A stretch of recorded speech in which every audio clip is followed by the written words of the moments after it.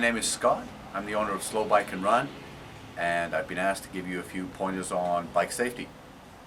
So what tips do you have to travel safely on the streets using a bike? Travel safely on the streets, make sure you got a good bike, for one. Make sure your tires aren't worn. Make sure you don't have flat tires, you have the correct pressure in your tires. If you're riding in the dark, make sure that you have good lighting on your bike. It's part of the law, plus it's common sense. If you can't see the road, then no one can see you, and you're riding with cars at night. So make sure that you're well illuminated, you've got reflective clothing on, bright colors, highlight colors, yellows, oranges, that type of thing. I see it all the time. I see people riding without helmets. It's a bad idea, because Sierra Vista's real close, and that's where they take the real trauma cases, and probably about a good percentage of those cases are bike accidents. So make sure you have a good helmet. If your helmet is about 3 to 4 years old, it's probably a good idea to trade that helmet out for a new one. The styrofoam inside the helmets doesn't withstand the elements and take care of you in the event of a crash if you've had it for longer than that. A few different types of helmets. Here we have this is a nutcase helmet, great helmet. Obviously they come in kind of cool designs. This is a street helmet. There's a few vents in it. Like all of the helmets that we sell, and any bike store is going to sell, the helmets are certified to protect you in the event of a fall. It doesn't matter whether you pay $40 for your helmet or you pay $240 for your helmet. That helmet's going to take care of you in the event of a crash. That style, very popular amongst your everyday urban cyclists. Here's another street helmet, also similar in a way to the nutcase helmet. Has a small brim on it to provide you some shade from the sun, but also same safety rating as the previous helmet. I'm going to show you a mountain bike helmet here. This guy right here, mountain bike riding, has a little better protection for the back of the head back here, you'll see, and it has a visor on the front. More shade because you're in a more upright position on a mountain bike than you would be on a road bike.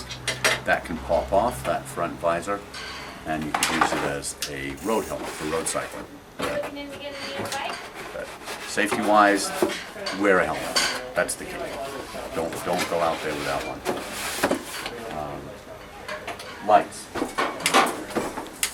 So the rear light, I believe, is probably the most important. You're riding with traffic. The cars are the things that are the killing machines out there if you're a cyclist. That's an awful lot of damage they can do. So get something you can be seen by. This is one example. This can attach to the rear of your bike, multiple places, has little rubber attachments, different flashing modes, make you more and more visible out there. Strobes, flashing strobes, very easy to operate. That's one example.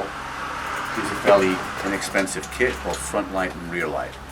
Just enough visibility so you can be seen at night, not quite enough to whereby you're safe to go at speeds and actually see the road. So these are small lumens. A lumen is a candle power. So this would be 10 lumens on the front, 10 lumens on the back. Very good for visibility, not so good to see the road by. Something more powerful will cost you a little bit more money. This is a great combo set. USB rechargeable, really easy to use out there. We have 255 lumens, so much brighter. You can actually see the ride. And this is your rear light. This guy's 30 lumens, so a lot more powerful than this type right here. It costs about $25 more. And here, if you just don't want to get that ticket from the police, because they will ticket you out there, here's a couple of lights that'll do the trick. Okay, give you a little bit of visibility and keep you completely legal. These aren't a bad option if you're on a budget. Okay, so whilst bike locks aren't going to keep you safe, they're going to keep your bike safe. Okay, I would recommend a U-lock. So this is a steel shackle. Something like this is really going to be a larger deterrent than purely a cable lock like this. Okay, ideally get a U-lock like this that you can attach your rear wheel and the frame of your bike to an immovable object like a railing or a bike stand. This would be the ultimate. has a cable and a U-lock. So you attach this part to the bike frame and the rear wheel, and attach the cable through the lock to the front wheel. Because unfortunately, wheels disappear, seat posts disappear, and everything else attached to your bike disappears unless you have it locked down. It's part of being in a college town, right?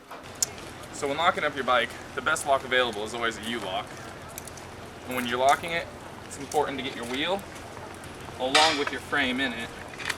That way no one can steal it. When you just lock up your wheel, you get left with this. So these are bike lockers that are available throughout the Cal Poly campus. There's 270 total lockers available in 10 different locations. And these bike lockers are available for $25 a quarter for rent. And they provide better protection against weather and theft. And they're a better alternative than locking your bike up outside on the ramps throughout campus. And these bike lockers are pretty much small spaces that you can just stick your bike in like so. And then there's a door and you can lock it up outside afterwards with a key.